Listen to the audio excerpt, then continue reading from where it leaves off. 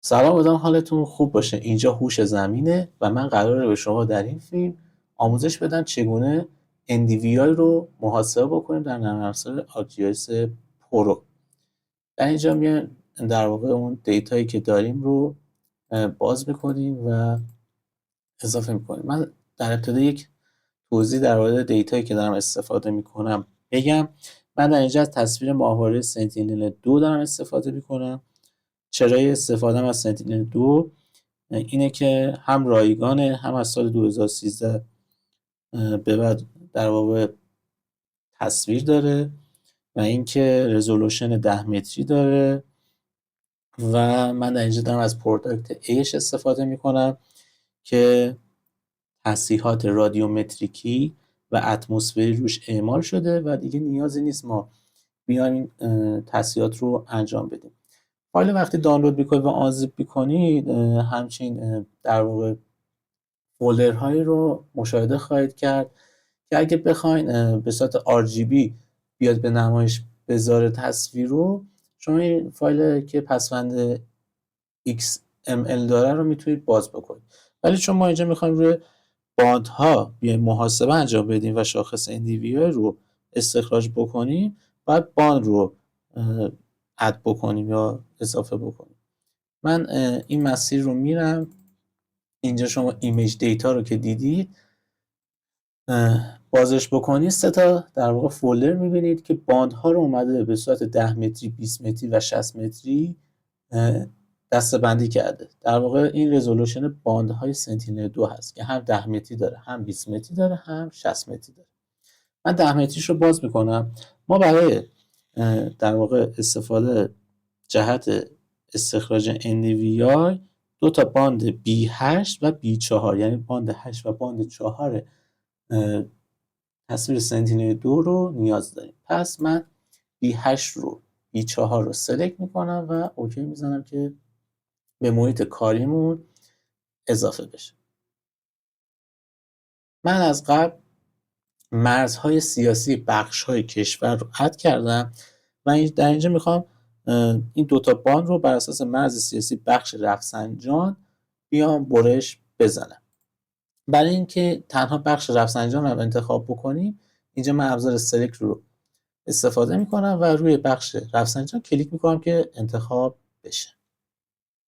سپس میایم جو پروسسینگ رو باز میکنیم و دستور کلیپ رو من اینجا تایپ میکنم و کلیپ رستر رو میزنم که باز بشه. در ابتدا میام باند 4 رو انجام میدم که برش زده بشه. در اینجا بخش رو بهش معرفی میکنم. چون ما فقط اومدیم این بخش رفسنجان رو سلکت کردیم، نرم افزار فقط بخش رفسنجان رو از کل این شیپ فایل میشناسه. در اینجا تیک این گزینه رو میزنیم و اینجا یک نام در واقع B4 بهش معرفی میکنیم که بدونیم این تصویر خروجی برای باند 4 خواهد بود. خب این رو من ران میکنم، منتظر میمونم که خروجی رو بهمون بده. و خروجی بهمون اینجا اضافه شد. حالا میام اینجا باند 8 رو برش میزنه و اینجا اسمش هم میزنیم B8. تیک این گزینه حتما زده شده باشه. توجه کنید به این مورد. ران رو هم میزنم. این گزینه در واقع باعث میشه که دقیقاً بر اساس اون مرزی که ما بهش معرفی کردیم تصویرمون رو برش بزنه. خب این کار که انجام شد، من تیک گزینه بخش رو برمی‌دارم و تصاویر قبلیمون رو ریموو میکنم، چون دیگه نیازی به اونها نداریم و این تصاویر برش زده رو قرار استفاده بکنیم. حالا اگه من مثلا زوم هم بکنم روشون، میبینید که چقدر در واقع رزولوشن مناسبی داره. در واقع حالا باغات انار شهرستان رفسنجان هستش. خب حالا میخوایم بیایم و فرمول شاخص NDVI رو اجرا بکنیم. دوباره جو پروسسینگ رو باز میکنیم، میایم عقب و در پنجره سرچش در واقع ابزار رستر کلکیولیتر رو میزنیم که برامون باز بشه. خب فرمول به این صورته. ما در اینجا یک پرانتز باز میکنیم. باند 8 منهای باند 4 پرانتز رو میبندیم، تقسیم بر دوباره یک پرانتز باز میکنیم، باند 8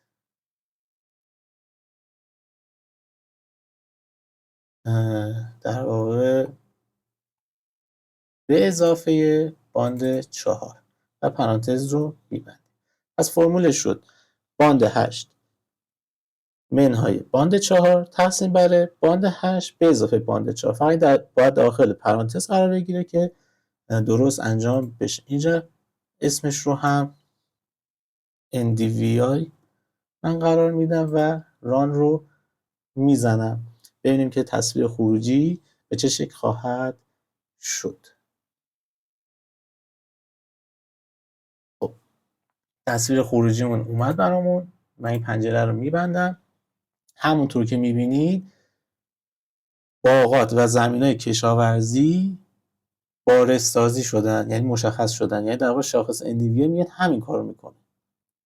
حالا من اگه یک پالت رنگی هم بهش بدم، من اینجا کلیک میکنم روی این پالت رنگی، در اینجا کالر رمپ و میام این رو انتخاب میکنم.